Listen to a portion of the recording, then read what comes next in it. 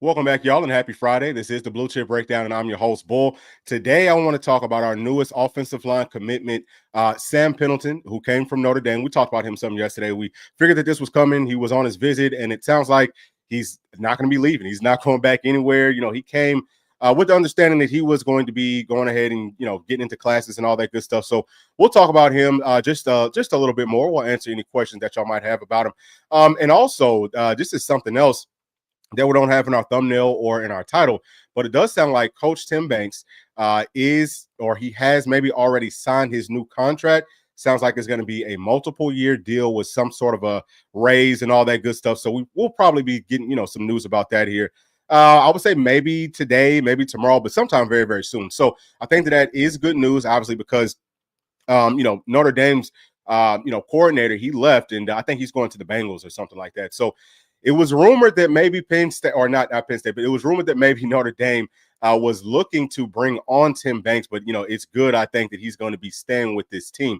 Also, I want to talk about, what's going to happen if Carnell Tate does indeed decide to hit the portal, and if he does come to Tennessee, who's going to be the odd man out, or will there be an odd man out? Something that P and I was talking about yesterday. I felt like it could end up being Chris Brazzell. So we'll take a look at what the trade-off could potentially be if that is what the case just so happens to be. But please do make sure to like and subscribe to the channel.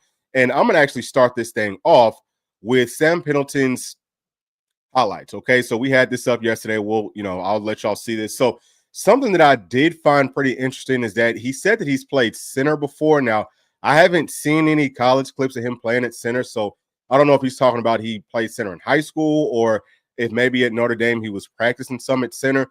But he did say that he has been told that he's going to be playing guard for us to start things off, but he will be practicing some at center. So I think that is a great look. You always want to have players that can play in different spots. And as you're just kind of watching him go to work here, some of the things that I pointed out yesterday is that I can tell, number one, that he's very, very strong at the point of contact. He has really good feet. He has really quick hands and things like that. And he does a good job of picking up pass blitzes and stunts and things like that. For the most part, we kind of talked about where he might kind of struggle at, I would say the most, and it's not any like major deal, would be with some of that like bull rush stuff. So that's something that he would want to continue to work on. And also more earlier in the season last year for Notre Dame, he struggled a little bit with always picking up those stunts and blitzes. Sometimes he, was either a little bit too slow to kind of come off of the first person that he's kind of helping block, or he just didn't see those stunts and things coming. But I really do think that towards the end of the year, you could tell that he was picking that stuff up a lot better. So very, very good football player that, he could potentially come in and start for us at guard. Now, we will see what happens. I do want to take a look real quick at how the offensive line room looks. And this is not going to be including Pendleton, but this is what we've been looking at over like the past, I guess, month or so, just to kind of show you how the guard room looks and all that. If you come down to the bottom, if you look at left guard, Andre Carrick, I got the asterisk next to his name. We really don't know what's going to happen with him. I don't think that he's going to be coming back. But if he does come back, I could maybe see a world where, maybe Sam Pendleton, maybe Moy, maybe they bump in and play center for us, just because you want to try to put the best players out there as possible. Not to say that William Satterwhite at center isn't going to be good, or Max Anderson, because he could also play center, or Jesse Perry. We got a lot of depth. We got a lot of players that can play in different spots that I think all look good. But my point right here is, it's not to, say any of those players aren't that good, but they're just younger, right? They haven't played as much. So why not put the guys out there that have seen what Power 4 football looks and feels like, when it really counts. So I could definitely see that happening. But if, Andre Carrick doesn't come back, then I would anticipate that Wendell Moy will probably be your left guard. He could play right, but I haven't seen him play right at all on film. He's only played left. Sam Pendleton has played left and right guard, mostly left, but I would anticipate that probably what would happen is Wendell Moy's at left, and then you put Pendleton at right, and, maybe Pendleton's going to be fighting with Sham to see who wins that spot. Maybe it could be Jesse Perry too, but I want it to be still an open competition, right? Now, there has been some talk about, hey, if you're paying these players so much money, they kind of have to play. That's a little true, but at the same time, I don't necessarily buy into that. It's something that teams have said, in the NFL for years. hey, this is a first-round draft pick. We got to play him. Well, yeah, you play him to start the season off. But if he's not playing better than some of your other players, if you are a coach, you want to keep your job, you keep your job by winning. Okay, we can find ways to make that money and stuff work. But so I understand that point of it. I do think that David Sanders will probably end up being our starting right tackle. But again, he's got some competition. So long story short, y'all, the offensive line, I think looks good. It looks deep. And if some of y'all might be thinking, hey, is it going to be better than it was last season? I think so. I think that you talk about Lance Hurd playing at left tackle. He's got to get better, right? I mean, he's only going to get better. He's already been inside of our system. This will be his second year in our system. We saw him get exponentially better from the start of the season, to the midpoint all the way to the end. Really, I would say from the midpoint to the end is where he took a huge leap, because from the start to the midpoint, I think he took a couple of steps back. But that should be better. Left guard, Moy. I think that Moy is probably better than Andre Carrick is. So I would say, yes, that is an upgrade right there. Now, at center is the only spot that I can't say for sure would be an upgrade. I think that will, maybe take a couple of steps back, just because if we're playing some of these underclassmen, we're talking about, redshirt freshmen or sophomores, second-year players, probably, unless, again, it's somebody like a Sam Pendleton bumps inside and plays center for you. If that's the case, I mean, maybe it could be a little bit on par, but I'm thinking that would take a little bit of a step back just to start the season off. But I would anticipate that by, maybe like the fourth, fifth game, it could potentially be on par, okay? Because we do have really good talent at that spot. Now, right guard, talking about Sam Pendleton, or we're talking about Sham, them versus Spraggs, I would say that just in watching Pendleton's film, I would say he's just as good, if not better, than Spraggs is, especially if you're talking about last season. Spraggs didn't have the best year last season, even though I think that he played well, was not his best year. Okay, I would say that Pendleton is going to be a lot more consistent in picking up blocks and things like that. Like, there was some times when Spraggs just didn't block anybody. I guess that just happens sometimes if there's some stunts that maybe you didn't see, leading up to that game. You know what I'm saying? Like, if you didn't see that whenever you're prepping for that team, maybe it just throws you off and you're just kind of standing there blocking nothing. I have not seen, I've seen it happen a couple of times with Pendleton, but it wasn't like he didn't block anybody and someone came to his gap, and it was just like a straight up sack. That only happened, I would say, earlier in the season, and it was, I would say, maybe 4 or 5 times, something like that. And he did not give up any sacks last season either. So I would say that right guard probably going to be taking a step forward. At right tackle, listen, man, I love John Campbell, because you have to keep in mind what he did for this team. He came here, okay, to play left tackle, and then we said, hey, we are going to get another left tackle. You got to move over to right. He did it. He didn't leave.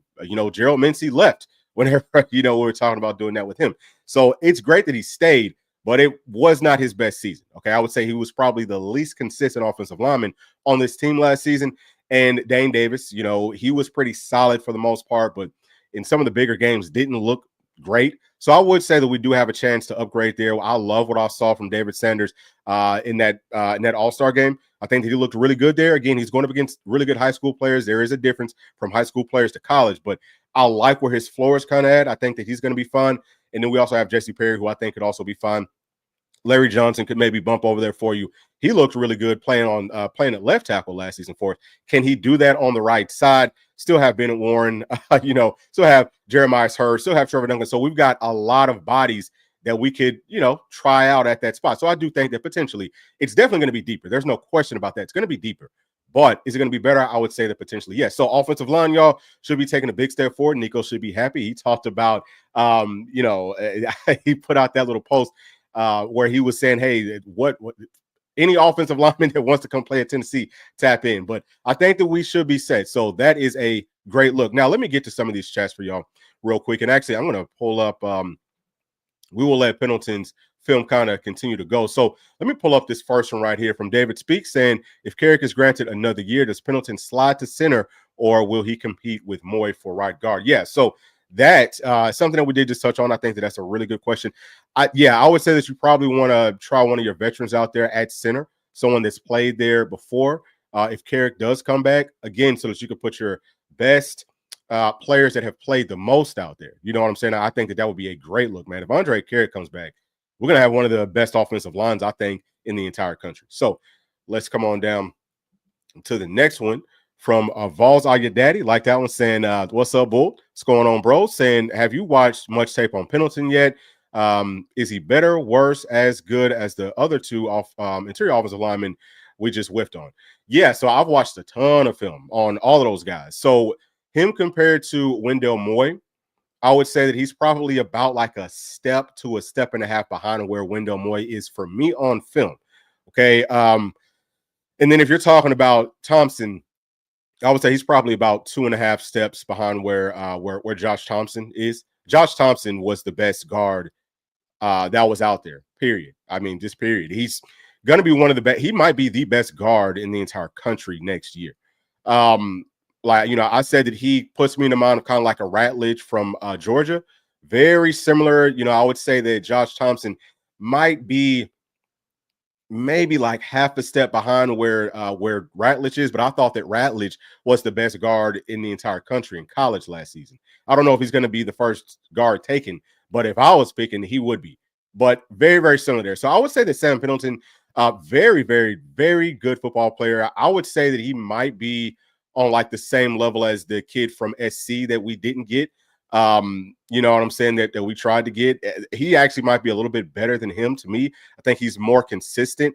But just because I've watched so much film from both of them, some of the like smaller things, you know what I'm saying? I think that Pendleton, when he gets beat, it's not as bad as the kid, you know what I'm saying? It's not as bad as the kid from SC. So I think that the staff did a good job there, because the kid from SC wanted Josh Thompson money. We wouldn't pay it to Josh Thompson, but we was going to pay it to him. But now we got a player that's just as good, if not better, and probably for a little bit less, which frees up some more money for the next segment, talking about Carnell Tate, and we'll get to that here in just a minute. Let me also get to Fuzzy saying that the offensive line will be better in 25 than 24, while it will be younger but more talented. Yeah, I would agree with that 100%. I think that it is going to be better. I would love to. I still want to see us play these young guys. We got to find a way to get them rotated in, because the only way that these guys that haven't played, the Coach E went out and, got from the high school ranks, the only way that they're really going to get better, like exponentially better, is by playing. You've got to play them. So if you don't give them a chance to play, I think that their ceiling is going to be limited. So I would like to still see that happen. From OBRD, wow, what's going on, brother? Saying, what's up, brother? He's a good pickup. Yeah, I think he is for sure. Glad you feel the same way, Vols, or your daddy. Saying, yeah, Thompson and whoever that guy that went to Washington was, I forgot his name. The guy that went to Washington. I don't remember an offensive lineman that we were looking at that went to Washington. So there was a guy that went to Oregon. That's the kid from SC. Maybe that's what you're talking about. I don't remember anybody that went to Washington, so I can't really speak to that one. And also saying, okay, cool, good info, man. All right, cool. I'm glad that y'all enjoyed that. All right, so let me go on ahead and pull up. Let's go ahead and get into the next segment. And listen, if y'all are just now joining us, please do make sure to like and subscribe, and we can always double back and continue to talk about Sam Pendleton, whatever questions and stuff or comments that y'all have. I want to try to get to everybody, so don't think that just because we're switching subjects that we can't switch it right back. All right, so let me go ahead and pull this up for y'all, because like I said, to kind of start the show off, my thought whenever P and I was talking about this last night, because it does feel like there is some real smoke with Carnell Tate at least entertaining the transfer portal. And I saw an article that just came out from On3, came out maybe about 30 minutes ago. And they were talking about what the Buckeyes are going to have to do in the offseason. First and foremost, they were saying that, hey, there's a group of teams that are expected to pay, I think they said between 27 to like $30 million on their roster in 2025, which we told you that was probably coming. Felt like that was coming. It's only going to keep on going up. So, if 20 to 25 million was the ceiling last season, that's only going to go up. So if you're paying that, you're probably still going to be kind of like second tier. But they were talking about Jeremiah Smith. They were saying that right now the Buckeyes are prepared to pay him $3 million, and they are willing to pay even more. But there's speculation, okay, that there are teams that are already offering him. And again, this is from the On3 article. There's speculation that teams are already offering Jeremiah Smith $4.5 to $5 million. So that's going to make Ohio State have to pay him more, because they want to keep him. I'm hoping and praying, and as Vol fans, we all got to be hoping and praying that somebody, from Auburn or something, because I'm going to tell you, Coach Freeze would do it. You need those types of coaches, somebody that can, reach out to their donors and say, hey, look, we need $8 million to go get Jeremiah Smith, even if it's just to make the Buckeyes have to pay it, even if it's just to make them have to match it. We need that to happen. As that number continues to go up, there is less money for a Carnell Tate. And what it sounds like, y'all, right now is Carnell Tate is demanding over $1 million. So, I guess you could ask, is he going to be worth it? I don't know. We'll pull up some of his film and stuff here too in just a second, but I don't know. I know that Tennessee does want to go out and get a good wide receiver. But that's what the conversation will be today. So we'll see what happens. I think he has until like tomorrow night to get into the portal. So hopefully, something will happen today where it says, hey, I'm entering into the portal. Or maybe we can hear from some of their insiders that, hey, Carnell Tate has put his paperwork in. It's, it's coming. He's going to be hitting that transfer portal. So anyway, looking at Chris Brazzell versus Carnell Tate, the first thing that I want to talk about right here is the size difference. So actually, no. First thing is going to be that they are going to be playing at the same spot. They're both outside wide receivers. I think that they're very, very similar in how they play. A couple of differences here. You're going to see that with Brazzell, he's 6'5", 200 pounds. Carnell Tate is a little bit shorter, 6'3", close to 200 pounds. They both wear number 17. That's really kind of what sparked this whole thought for me, is that what's going to happen if we do go get Carnell Tate? If he's wearing number 17, he's going to want to keep that number, and he's probably not going to change his number so that Brazzell can keep his number 17. That is a huge issue. I know that might sound dumb. Maybe it is kind of dumb. It's just a number, but football players, sports players, period, you want to wear your number. Like, you know what I'm saying? Like, you feel lucky with it, or you feel like you play better with it. You feel like you look better in it. So I think that could be problem number one. All right. So as we're just kind of going through here, let me also come all the way down to the bottom. Okay. Like that bottom little mark there. Chris Brazzell, 22.4 miles per hour. This is from all these numbers will be from PFF. And we're seeing that Carnell Tate was clocked as fast as 22 miles per hour. So about a half a mile per hour difference. Doesn't sound like much. It's really not too much. But if you're talking about speed, every little bit does make a difference. So Chris Brazzell actually is the faster of the players. He's bigger and he's faster. So let's take a look at their targets. We'll start off with Chris Brazzell. He had 61 targets last season, 29 catches, six drops, and passes were he caught 47.5% of the passes that were thrown to him. And if you look at Carnell Tate, he had 69 targets, 52 catches, 3 drops, and he or 75.4% of the passes that were thrown to him were actually completed. Now, if you come on down to the next spot, Brazzell had 2 touchdowns for 333 yards. That's 11.5 yards per catch, and he averaged 2 yards after the catch. If you look at Carnell Tate, he had 4 touchdowns, 733 yards, 14.1 yards per catch, and he averaged 4.9 yards after the catch. So that definitely looks good, right? You want the players that can make things happen after the catch. And again, we will look at both of their films, just kind of like side by side. But I think that some of that will be with the scheme from the Buckeyes versus Tennessee scheme. I think that some of it is obviously going to be, with Carnell Tate being wide receiver number 3. There's 2 other guys that you really have to cover, for their team. I think that kind of frees up some more space to make things happen after the catch. I really wouldn't say that Carnell Tate is a shiftier player by really any means. I would say that literally they are almost identical with what they can do after catches. But that's just how I look at it. So let's come on down to the next tab, to the third spot right here. So Chris Brazzell caught 80% of the catchable passes that were thrown to him, which is, that's a pretty solid number. I think that you should probably be like, you should be at like 99%. Like, you really shouldn't be having too many drops. And then if you look at Carnell Tate, his looks a lot better at 93% of the catchable passes that were thrown to him. He did catch. So I want to actually, I'll tell you what we'll do. We'll start this off with Carnell Tate's clips. Okay, let's go ahead. Let's start looking at his clips. And just so that y'all can see, this obviously it's not going to be a ton of them, but I just want for y'all to see how he looks running his routes, how he looks after the catch. Now, that one looks really good. Okay, he's making people miss. I think that might have been versus Akron. So let's also keep that in mind. Now, you're seeing, again, playing on the outside, running post. That's actually a very good route. I think that he runs very good routes.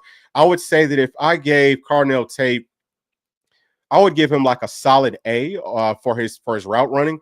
I would give Chris Brazzell about a solid B, right? So like a full letter grade. Now, that might not mean a lot to some, and it could also be just because of, the different routes that Carnell Tate is running with those Buckeyes compared to Tennessee. Tennessee, didn't always do the best job with the route combinations and things like that. We will actually see some pretty good route combinations with Brazzell's film. And it's funny because there is a direct correlation in how successful our wide receivers were and the offense was in general to the route concepts and combinations that we're running. That's, keep on talking about that. That's something that we do have to get better. So anyway, right here, you're seeing Carnell Tate catching the ball, coming out of the flats. This obviously, getting the ball in situations like this, almost as like a gadget piece, that's going to help with your yards after the catch average. Something that the Buckeyes were really good at. Hey, we can get you the ball out in space, use our other star wide receivers as decoys and things like that. So I think that some of the numbers might be kind of skewed here, but I just want for y'all to get a good look at, how he looks running his routes. That's a deep comeback right there. I think he does a great job getting off of the line of scrimmage. Everything looks like he's pretty much going vertical. And he's very smooth and very fluid. Doesn't like he's straining too hard to run or any of that type of stuff. So all that. And he also has very, very good hands. It's something that was highlighted with the numbers that we just brought up. I think that he does have better hands than Chris Brazzell does. I would say that I would give his hands almost like an A+. I can't do an A+ because he did have 3 drops, but I would say very, very strong A. With Brazzell, I'm going to go, again at about, I could probably give him about like a B. You know what I'm saying? Almost B+, but so I would say a very, very strong B. So yes, if you're looking at all this stuff, I would definitely say that Carnell Tate so far, he looks like he is the better player, but how much better is he going to be than a Chris Brazzell? So let's go ahead and pull up Brazzell's film right here. Okay. This is going to be from last year. I have some of his clips from, from the previous school as well, just to kind of show people what he looks like in different situations. So you see that speed, right? I think that's versus UT Chattanooga, but you see his speed right here. This is versus Bama, slot fade. I think that's a really nice route. Great job of setting that up and giving Nico a nice window to fit that football into. Little things like that go a long way. I promise you, it really, really does. Right here, look at that. That's a switch route, right? Switch route with the dig. He's able to kind of, make a little things happen after the catch. He's going to make some tough catches here too. I think that it might be coming up on this play. Is it this one on a dig? No, this one he's actually just going deep. So just a straight go. That's something that Tennessee does a ton of. Tennessee mostly is going to be vertical routes and it's going to be comeback routes. So just a lot of straight up and down stuff, which he's very, very good at right here on a dig. Very, very tough catch. So, that was versus Arkansas. So he made some big catches in some critical situations and things like that for us. Here, again, kind of a switch route right there. I mean, you see him. He makes those tough catches over the middle of the field. Here, look at this. Bunched up set. When's the last time you guys saw Tennessee do this? Bunched up set on a deep over route. Look at that, man. Now, that's a route concept. I think that was like a 3rd and long, too. Nico can fit it into those windows. See, whenever we're running those types of plays, we look good. So this one right here, this is going to be a double dig versus Vandy. Now, watch what happens here. Boom. Okay, actually, hold on. I want to pause this because I just want to kind of point this out to y'all real quick. Pay attention to the backside wide receiver. So if you're looking at the bottom of the screen, all the way down at the very, very bottom, that is Dante Thornton. He's running a dig as well. Now watch this. Watch him start to slow up. Oh, my gosh. I have to slow up because we're about to run smack dab into one another. This is why I don't like double digs. I don't know why we run so many of them, but to me, it's a dumb concept. I would never run 2 wide receivers to the exact same spot. That's what we just did there. Now, if you're going to run double digs, maybe run it on different levels, right? So I just want to kind of throw that out there, but that's a very tough catch made by Brazzell. So he is capable of doing those sorts of things. And I think, so now we're getting into, some of his clips before he got to Tennessee, but you're seeing some of the same stuff. Like, look at this right here. That's pretty tight coverage. They're playing off coverage. That's a one-handed catch. You know what I'm saying? He can do things like this because he is taller. He is longer. But whole point here, y'all, is just to say that I think that they are actually quite similar. Now, yes, I do believe that Carnell Tate would be an upgrade, but I think that these two players are similar enough that you have to ask yourself, would you make this trade? Because that is possible. Now, obviously, if we could have both of them, that would be great. But I don't know how realistic that necessarily is. And that's just pure speculation on my part. Now, I also want to take a look at some of the targets, okay? So these are the targets from our wide receiver room. Tennessee versus the Buckeyes. You're going to see the number 1 wide receivers all the way down to the number 4. So for Tennessee, our number 1 wide receiver, just as far as targets go last season, was Brew. He averaged 5.2 targets per game. For the Buckeyes, there's, of course, was Jeremiah Smith. He averaged 7 targets per game. And my whole point here is just to talk about what Carnell Tate would probably want to see from a targets perspective for his future team. Because right now, okay, he was wide receiver number 3. We think that he would probably move up to wide receiver number 2 for the Buckeyes next season. And, for them, their number 2 wide receiver was averaging about 7 targets per game. We don't have any wide receivers that were averaging that many targets. But what Tennessee does a better job of than the Buckeyes is kind of spreading out those targets evenly. So we're seeing that Chris Brazzell last season as wide receiver number 2 averaged about 4.7 targets per game, which would actually be better than Carnell Tate got as wide receiver number 3 with the Buckeyes. Okay, at 4.3, Squirrel, he was at 4.3. So the wide receiver number 3 was about even for us last season, and then wide receiver number 4 for us was averaging 2.3 targets per game. Their wide receiver number 4 was averaging 1.2 targets per game. So very interesting here. Just in what would Tennessee do with our wide receiver room as far as the targets go? If we can add a Carnell Tate, and we'll just say if we can also keep a Brazzell, right? Carnell Tate would probably want to be wide receiver number 1. And actually, let's take a look. Let's take a look at the wide receiver room as it currently sits, right? So we have Mike Matthews, who I have as wide receiver number 1 on this current roster. If Carnell Tate comes in, he's probably going to want to be wide receiver number 1. So he's going to have to get more targets than Mike Matthews. Number 1, how does Mike Matthews feel about that? And would Mike Matthews slide in and play slot if Chris Brazzell stays? Would that happen? I think that would be a great wide receiver, starting lineup for sure. I just don't know that he would want to do that. Okay, and then you also got to think about Braylon Staley, who is expecting to be our starter at slot this season. What about Boo Carter? Whenever he plays offense, it's probably going to have to be at slot. So we're talking about a lot of rotation at that position with Mike Matthews, who wants to get those targets. I don't know how well that's going to work. Now, the good thing is you can mix and match this stuff because Mike Matthews can play inside or outside. Carnell Tate, well, I guess technically he could play slot. He's a much better outside threat. I'll say the same thing about Brazzell, much better on the outside, but could, play inside too if you want to mix and match some things up. So I just think that there's so many different things that most people aren't really considering that could really disrupt Tennessee's room, because Carnell Tate could come in and maybe Chris Brazzell stays. Maybe Braylon Staley wants to go, or maybe Mike Matthews wants to go. We just don't know. So I'm wondering, is it worth it to spend that much money? We're talking about $1 million plus. Probably going to be plus, because I'm sure it's going to be some sort of a bidding war. It might be closer to about $2 million whenever it's all said and done for Carnell Tate for, like a one and done type of a deal. You could really disrupt this room, and you're kind of right back to where you started at. You know what I'm saying? Like, if you lose really anybody, I think that just kind of puts you back to square one almost. Now, you are adding a very good wide receiver with Tate, but I don't know that it's honestly worth it, John. I just don't. But I would love to hear y'all's thoughts on it. What do you think? Because, too, I think that, guys like Travis Smith, he's talked a lot about wanting to play as a freshman. Hey, I want to see him play as a freshman. I want to see all those freshmen play. I mean, if we only rotate in 3, 4, or if we only rotate in, I would say like 4 wide receivers, like most teams typically do, and we don't try to rotate as many as we did last year because we had so many players, then maybe they can get a little bit more consistent. The numbers look better. And you could maybe still find some time to get these young guys some game reps.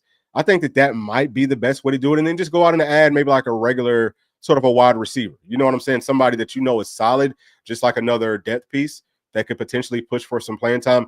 If, God forbid, we have some injuries to this room, that's more of what we're talking about here. Like, you want to have, I think, 8 true bodies inside of this room just for injury's sake. But we could also look at it like this, because it's only 7 true wide receivers if you take out Boo, because he's not going to be playing wide receiver full time. But think about it this way, right? We've got a ton of really good tight ends, okay? We've got like 5 of them that I like a lot. Like, we talked about Brain. Brain's a guy that looks like, hey, how is he going to see the field? Because he needs to. We still have Ethan Davis. Obviously, Kittleman's coming back. Still have Cole Harrison. We got Jack Van Dorsalier. So we've got a lot of guys there too. So how about this? How about maybe you say, okay, we're going to roll with 7 true wide receivers. We're going to run that 12 personnel. We're going to flex these tight ends out some, and we're going to kind of stick to that more just to keep us healthy. Or maybe we can kind of stick to what we normally do, and spread that field out. And if somebody goes down, then the tight ends can step up because we have enough depth there. So those are some of the things that I've been thinking about, obviously just kind of going back and forth. But I'm not 100% sold on, going out and getting a Carnell Tate unless you know for sure that you could hold on to everybody else. And I don't know. I don't know if the staff could tell us that for sure, or I don't know if the staff even knows that for sure themselves. All right, let me get to some of these chats here. And actually, I'm going to roll this thing back. For those of y'all that might have just came in, you can look at some of the numbers, Chris Brazzell versus Carnell Tate. All right, so let me where are we? Okay, I think that we might be right here from OBRDY saying also he has big game experience, should help our guys better prepare. Yeah, so I don't know if you're talking about Pendleton or if you're talking about Tate, but both of them do. So that's an excellent point though. That is very, very valuable to a locker room. From Fuzzy saying Tate is more about being the guy than money. He wants to be number one option for a team. Okay. So that's something that we could definitely make happen. But see, the whole thing about that, though, is that, everybody can, like, there's a lot of teams that can make that happen. I think that the money will play a factor because whenever everything is pretty much equal or whenever most things are equal, it's going to come down to something that's got to kind of break that tie. Typically, it's going to be money, right? Because that's a pretty decent point because I don't know if he could go be number one at Oregon because they've got Stewart. Stewart's going to be number one there, and then they've got that freshman coming in who's a stud. But that would be a good wide receiver room for him to go to. But like you said, he would kind of, potentially be back in the same spot. I don't know that Carnell Tate is that sort of a player where he really should be a true number one wide receiver. I really don't. I don't think that he's one of those. Now, yeah, 5-star coming out of high school, but I don't know that he's that sort of a game-breaking player. I don't personally. So maybe you could be right. Maybe it is going to be more about, hey, he wants to be that guy over the money. Maybe he'll take a little bit of a pay cut to be that number one player. And I guess Tennessee could frame it up like that's what we're going to offer him. But I don't know. I guess if you look at Mike Matthews as a true freshman last season, didn't do a whole lot, didn't have a whole lot of targets. Brazzell was our number 2 last season. So yeah, maybe Carnell Tate could look at it and say, yeah, I could come in and be number 1 at this team. From David Speaks saying Tate would be the guy one day hero. I think that you mean day one here. I don't mean to put words in your mouth, but yeah, I maybe. You know what I'm saying? I think that we could frame it that way, but I still think I think that Mike Matthews is a better wide receiver personally. I do. I think that Mike Matthews has a higher ceiling than Carnell Tate does. I think that he's a shiftier guy. I think that he, can make more things happen. That's just me. But I do think that Carnell Tate will be better than a Chris Brazzell and probably everyone else inside of that room. I also think that Travis Smith, man, look, y'all sleeping on Travis Smith. I know he hasn't played, but he hasn't played college yet, but I'm telling you, he is a dog. So let's come on down to Fuzzy saying, what about Mike Matthews? What if he was told he's the guy? Exactly. So that's where I think issues can kind of start to come in at, because we got a few people on this team at wide receiver that also want to be that dude, right? Like, I mean, they're alphas too. They don't want to take that second seat to anybody, especially as a transfer player. I think that it could be very, very disruptive to our room. So from my dog Scott V saying, VolQuest reporting, Tim Banks signed a 3-year deal to be the DC for UT. There it is. Okay, so thank you so much for that, Scott. Hey, look, hey, y'all are awesome, man. I appreciate that greatly. So Tim Banks is our new defensive coordinator for 3 years. So that's better than the deal that he had last time, which was only 2 years. And I think that's part of the reason, just speculation here, but I think that's part of the reason he didn't sign this new contract as quickly as some of us thought that he would, because the contract before was only 2 years. I think he felt some type of way about that. We actually let that contract run out. If I'm not mistaken, I might be off on that, but I think that it was only 2 years. So that's good that he got 3 years, and just needing him to start blitzing more, man. Coach Banks, dial up the pressure, baby. You got to keep it consistent. From CTB Spiffy saying, I want Chris. All right, so you would take Chris over Tate. Okay, interesting. I like that. And actually, I'll pull up we can kind of keep this thing moving. I'll pull these highlights back up for y'all. All right, I'll pull those back up. This is Carnell Tate. So from David Speaks, I hope Chris Brazzell has a Cedric Tillman type year. 60 for 1,100 yards and 10 touchdowns. Yeah, I would love to see that too. Typically, something else that Pete brought up to me last night was that for some reason it takes wide receivers 2 years to really have success in this offense. That's another part of it. Carnell Tate looks really good. Obviously, playing major Power 4 football, his team won a national title, all that good stuff. Looks really good, but it does kind of feel like it takes wide receivers a couple of years to get going inside of our system. This would be year 2 for Chris Brazzell. It would be year 1 for Carnell Tate, and he wants to be a one-and-done guy. So that's another part of it that some people might overlook. From Fuzzy, I hope I'm saying that right, man. Let me try to make this bigger. Let me make sure I'm saying it right. Yeah. So from Fuzzy saying that Brazzell was also number 4 last year for us. Yeah. So I'm going off of the targets. You know what I'm saying? So like the little graphic that I had up just showing all the different targets and wide receiver number 1, 2, 3, whatever. That's based off of the targets that they had last season. So if you go based off of that, Chris Brazzell was actually number 2 for us. Where are we at? Okay. I think Dang. Okay. I had to scroll back up, lost my spot. Let me see. Where are we at now? Okay. So looks like right here. So he's saying, Fuzzy is saying, well, it seemed like it, but from the target's perspective, he was number 2. Okay, yeah, so you already got to that. From David Gibbs, what's going on, David? Saying, is Carnell Tate in the portal? He's not in the portal at this moment. There's some speculation that he might hit it here pretty soon from Fuzzy. Okay, so he's saying, no, not yet. All right. All right. Let's scroll through. Okay. So from John Scott saying, no Tate, we're good. Okay. I like that. And John is also saying, play those youngins. Okay. Dang. I'm actually kind of surprised that so many people are on the same page with me on this. I really didn't think, I thought that everybody would push back on this a lot. Okay. So that's good to know. Maybe the staff feels the exact same way. Again, I think it would be great if we can keep everybody else. That's the biggest point right there. So from Fuzzy also saying, I think we stay put and let it roll with the guys we have. All right, love it. From my dog, the wise man, if any of our top 3 goes down, we will wish we made the move. If it is a real opportunity, I can't remember a year that we didn't have a key wideout get a hamstring, high ankle, shoulder, or something. And that's the other part of it, and I think that's a very excellent point. Obviously, if we can have everybody, if we can, have all those players that we just talked about, if we hold on to everybody, then yeah, it's great from a depth perspective because you have better depth. All right, now I'm going to pull up Brazzell's film again. All right, it's great from that perspective because of the depth. But my question is, can we keep all those guys? You know what I'm saying? Like, if we bring in a Carnell Tate, who's to say that we don't lose 1 to 2 guys and we're actually in a worse spot? I think that from a depth perspective, we could be okay saying, hey, if somebody goes down, let's let these freshmen play so that we can keep those freshmen and let them turn into a Carnell Tate inside of our system. So we don't have to keep on going out and getting a Carnell Tate out of that transfer portal. That's just kind of how I look at it. But I don't know that there's any wrong answers on this. From Fuzzy, keeping Nico upright will help them tremendously. I think so too. Giving him time, you know what I'm saying? Giving him, and also Nico taking that step too.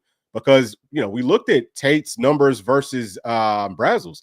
But keep in mind, Howard was what, like 71, he was, I think, completing 71% of his passes. So, some of it is going to be on it's going to be on quarterback play. Some of it's going to be on the scheme. It's going to be on a whole lot of different things. Wide receivers need some help. It's not like, hey, they don't have great numbers and they're just not good, right? So I think that a lot of those things could definitely help for a Chris Brazzell or for anybody else inside the wide receiver room to have better numbers moving forward. So from OBRDY, we don't need another receiver. Let our guys eat. Okay, cool. From my dog Volcano, you think Josh Heupel is an elite head coach? I would not say that he is elite just yet. I would say that he is in the tier right up under that. He's close to it.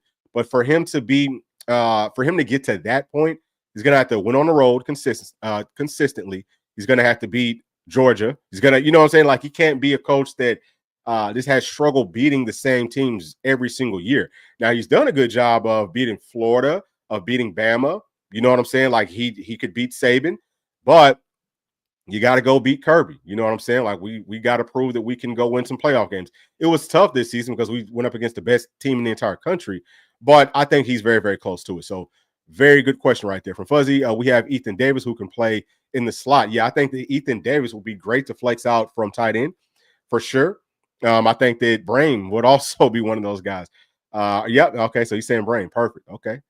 So we on the same page, and he's saying define elite coach. Okay. So talking to Volcano. Monkey is saying, I think they don't go after a wide receiver, Davis. And actually, I'm going to pull up Pendleton's highlights right here for y'all while we go through the rest of it. So I think they don't go after a wide receiver. Davis can play a little wide receiver if they do it after spring. Yeah.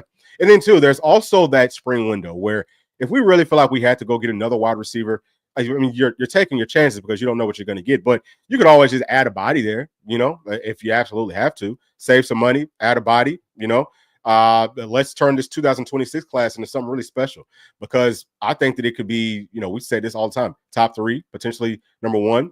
Hey, I want some money for guys like Tyler Atkinson. Okay, save up some money for him. And, I think that we will be better for it. So from David Speaks, we could have Ethan Davis and Miles as jumbo wide receivers in a 4 or 5 wide receiver set for sure. Yeah, there's a lot of different things that you can do.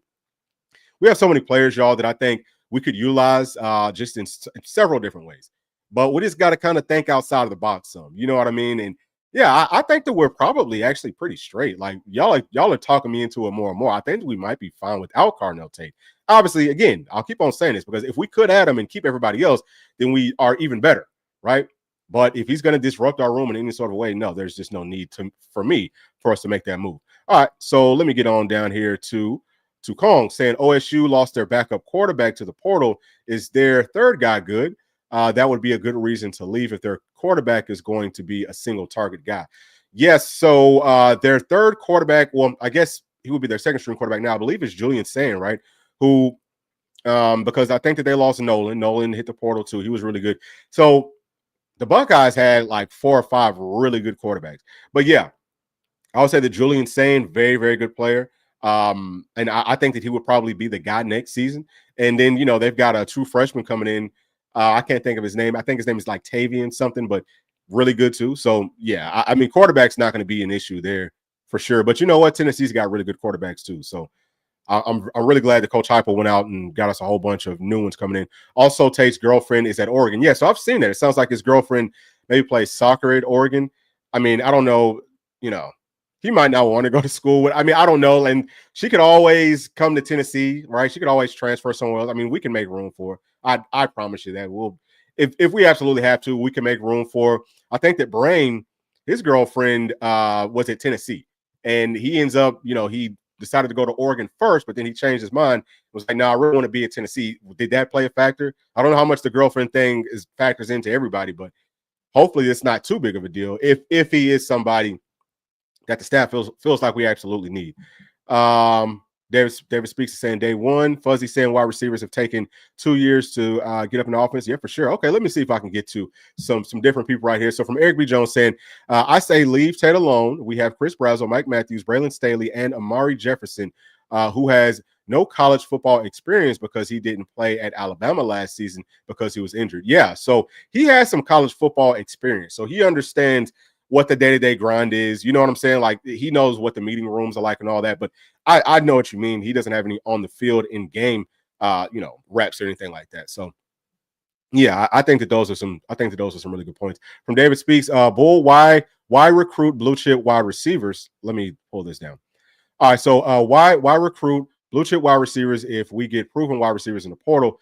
Doesn't it hurt development when injuries occur like this year? Yeah, I think that you always want to get better. Like, if you can get better anywhere, you always want to do that. And yeah, you go out, you get those blue chip players, but guess what? We got some good ones that came in 2024. Got some good ones coming in for 2025. We want to get some better ones in 2026. So it's kind of like a never-ending struggle. But I do think that the transfer portal can definitely hinder some of these players from growing on the field. So I don't absolutely love that unless it's something that you really need to do. I think that it's better if you feel like you went out and you got some good players, you got to let them play. You got to let them get better and let them prove it. But, I think that there is a pretty fine line that you have to walk because you got to be real with yourself. You know what I'm saying? Like, you don't want to say, hey, we went out and, we'll just say Travis Smith. We thought he was going to be really good. But, we just weren't sure. And there was a Carnell Tate that was floating around out there and we could have went out and got him. But instead, we just kind of said, hey, we're going to rest on this more unproven player. Not to say that Travis Smith would even really be in the starting lineup, but I think that you just got to I think that you have to be very diligent and careful with the way that you handle all this stuff. So that's why, for me, I think that Tennessee, if they don't already have some sort of a GM sort of a role, they need somebody who can do that just to kind of organize things for the coaching staff a little bit easier. So from Deborah P. Hey, Deborah. It's good to hear from you saying we have to find the balance between playing good receivers that produce versus playing receivers to sit on the bench. Okay, man, that's crazy. Like, I just said that. That's awesome. Okay, so we are on the same page. Excellent point. All right, so also from Eric B. Jones saying, and also Boo Carter is going to play on offense this coming season as well. Yeah, so that gives you a little bit more depth from Blind Squirrel Sports with the eyes. What are you a Buckeye guy or what? Yeah, so he's not in the portal just yet, if that's what the eyes are for. But maybe you know something that we don't. Maybe you could share with us what you've been hearing because you probably got better, maybe have better info on that situation. From OBRDY, this is off topic, but our special teams should be pretty damn good next year. I really like Boo Carter returning punts. Yeah, man. So I like him. I like Morris. I like Braylon Staley. I think we've got some guys that can definitely, do some things back there. I wonder would we keep Peyton Lewis on the kickoff team, because I think that he was on that last season, but I'm curious with him probably being running back number one, would he stick there or will we have to find somebody else? So yeah, I think special teams should be good. Our special teams is always, it's been pretty good up under Coach Eckler. Sounds like he will also be back. From John Scott, keep what you got. 26 could be special. Yeah, for sure. Yeah, so I think he's talking about the 2026 class. Blind Squirrel saying that the girlfriend narrative sounds strangely familiar. Okay, maybe that's what he's talking about. Yeah, it does. David Speaks, OSU lost Will Howard to graduation. They had Aaron Nolan and Devin Brown transfer. Sane and Taven St. Clair, that's the guy, are the quarterback room. Yeah, so those are 2 5-star quarterbacks. I mean, they're loaded. John Scott, agree with the Hinder comment you just made, for sure. All right, and so from CJ Memphis Johnson saying, go get a corner. Yeah, that's another spot that Tennessee does need to target. I don't know what we're going to do, because we have a lot of players that could play corner. It doesn't seem like that's going to happen in this window, but in spring, we need to be out trying to find somebody. Actually, there was a cornerback from the Buckeyes that didn't play much. He was a 5-star, I want to say, coming out of high school, or he might have been like a very highly rated 4-star. I watched some of his film. It was only like 9 plays or something. You can't tell nothing from it, but I mean, maybe he could have been a guy that we took a look at. And I know that he has actually already committed somewhere. I forgot what school it was, but so I think it might have been Washington. Either way, from Unsung saying, how hard is it going to be to build talented depth? Elite teams have little to no drop off when substituting players, but now the depth wants to play immediately. Yeah, I think that it's going to be more difficult to build up good quality depth like you could in previous years because of the transfer portal, because the players are transferring out. Typically, you have the players, you stockpile them up, and you have depth from that, from that perspective. But now that players will transfer out if they don't play, the only way to hold on to them to kind of, maintain that roster is you have to play everybody. You've got to find ways to get, especially skilled players, you got to find ways to get them on the field as much as you possibly can. I think that is the only way. So we have to have a plan in place.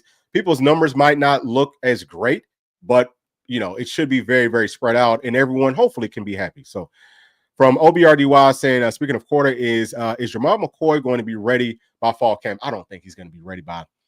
I don't know if he's going to be ready by fall camp. I think that when did he have his? So his injury was what? Was it this month? Was it earlier this month, or was it last month? I'm thinking, yeah, I mean, I would say that he should maybe be healed up because he's already had his surgery. I would say maybe be healed up by June, July. So fall camp would start in one of those months. I don't know that he's going to be ready to really play. I think that he'll be ready to start to kind of like test it out some and see where he's at. I don't know that he'll be ready to really, really play until, I don't know. I mean, it would probably be like second game, you know what I'm saying? Second, third. And they might hold him out until that Georgia game. You know what I'm saying? Like they might say, hey, we're going to let you get back in shape, let you feel more comfortable on this knee until that Georgia game. So that's kind of where I'm at with it. So I think that his leg will be technically healed up by fall camp, but I don't know that he would be in playing shape, if that makes sense. From GBO Cal Beat saying, did you see where the third offensive lineman from Notre Dame has entered the portal? Yeah, so they're losing a lot of their offensive line. I know about number 50, who was one of their guards. I've seen their entire offensive line play, just watching Pendleton's film. They're all really good. I mean, they're all really, really good. But, 50, I think he was a very, very solid guard for sure. But I think that Tennessee's in a good spot getting the younger player at guard. But, yeah, I don't know. I don't know exactly what's going on there. Maybe they don't like the offensive line coach. Maybe they're tired of playing in the snow. I don't know. But very, very interesting that they have that many good offensive linemen that don't want to play there. Maybe, again, if it is on the coaches, maybe it just takes for the coach to be, kind of an asshole to get the players to play how they played. But anyway, from Adam Fowler is saying, I don't know if it was just me, but Ricky Gibson was getting torched in every big game this season. We might need to replace him. Yeah, so I would disagree with that, Adam. I think that Ricky Gibson is one of the best cornerbacks in this league. And actually, if you look at all of our like pregame show stuff, we would take a look at how the cornerbacks looked. We would take a look at how our cornerbacks looked versus their cornerbacks. And what I think that Ricky Gibson was only allowing might have been like 47% of passes to be caught on him, which is excellent, which is absolutely outstanding. So very, very good player. You have to keep in mind that whenever you're playing corner, that's the second hardest position to play. Well, I'm gonna say slot corner would probably be the second hardest, true corner on the outside, third hardest. Number one, of course, would be quarterback. Very difficult position to play. Those are the best athletes on your team. They've got to mirror these Jeremiah Smiths and all that type of stuff because they don't know where they're going. And also keep in mind that, what coverages was he playing in? So like whenever you say getting torched, are you talking about getting beat deep? Was he getting beat deep in man-to-man coverage? Was he getting beat deep underneath, in like a deeper coverage? So see, my whole point here is that based off of what he's asked to do, Ricky Gibson is a hell of a corner, and I think he's just as good as anybody else out there. That's just my thoughts. I don't think that. I mean, I would not mess with him at all. He is a surefire starter. I think on any team, maybe in this entire country. From GBO Cal Beach saying that McCoy will be lucky to be ready by the 4th or 5th game this year. Yeah, I think that he would definitely be physically ready by then. I'm just curious as to what does the staff want to do as far as, hey, when do we want to really put him out there, right? But I think that he should for sure be ready by those games. I would think that, honestly speaking, he could probably come back and play by the 2nd, maybe 3rd game. But again, I don't know if they would let him go just yet. They might try to work him in slowly. From GBO Cal Beach also saying that Ricky Gibson is a stud. He's not getting replaced. Yeah, I'm on the same page with you. David speaks. If G-Mac comes out the chute in spring and balls out in that game and camp, would Hypo open up the QB job if he's as good as Nico? No, that's not going to happen. Nico will be our starting quarterback regardless next season. Okay, unless God forbid, right? Nico is our guy. So I think that G-Mac's going to have to wait his turn, and I think that his turn would start in 2026. All right, so early January. That's when the injury happened. Let me get to Kong right here saying Jamad October. Wow. Yeah, I don't think it's going to be that long at all. That would be insane if it took him that long to come back. I don't think that's going to happen. So these days, y'all, it doesn't take nearly as long to get back to playing after ACLs. It's not how it used to be at all. He should be back, especially because he's such a good athlete, and he's so young. Really good athletes that are really twitchy, they heal faster. He's a very twitchy athlete. He's going to be healed up. He will be ready by that Georgia game, unless he has any setbacks. He will be ready by Georgia, I would say, at the worst. Okay, at the worst. From Deborah P saying, subject change, but some players are known for making those around them better. Do you think David Sanders can be that guy? I think so. I think that he has one of those personalities. It's always hard to tell until you see how they interact with the team. But yeah, just from like a personality perspective, I think so. From an on the field perspective, for sure, because I think that he's a guy that you might not have to help as much. Now, maybe early on, you might have to help him some, but outside of that, he's a guy that could probably hold his own. So that means that you can help in some other spots. So I think that he could definitely make us better from those areas. Thank you for the question, Deborah. From John Scott, Adam, I think, okay. So let me get to just a few more, y'all, and we're going to wrap this thing up. From Kong saying that Ricky Gibson is 2nd or 3rd best corner in the SEC. He can't be replaced. Yeah, I would say that he's definitely up there for sure. From GBO Cal B saying, yeah, 2026 will be G-Mac's year. For sure. And David Speaks saying, Bull, who's our slot wide receiver, Staley or Jefferson? I think that Staley would be starting over Jefferson. I think that Jefferson might be behind him, but Jefferson can also play on the outside. I think that Staley could maybe play some outside for you too. But we got Staley really to be our slot guy. I love Staley playing at slot. I think he's going to have a great season coming up. So hopefully he can stick around for us. And, I think that we are going to be fine whenever it's all said and done. But we'll see what happens over the course of these next couple of days. Will Carnell Tate hit the transfer portal? If he does, can Tennessee get him? And if we do get him, will we retain other wide receivers inside of that room? I think that Pendleton was a huge pickup. We should be done with the offensive line. But we will know more over the next couple of days. Thank y'all so much for tuning in. Please do make sure to like and subscribe to the channel. Also, make sure to share with your friends, family, and other volunteer fans. And we will see y'all on the next one. Thanks. Peace.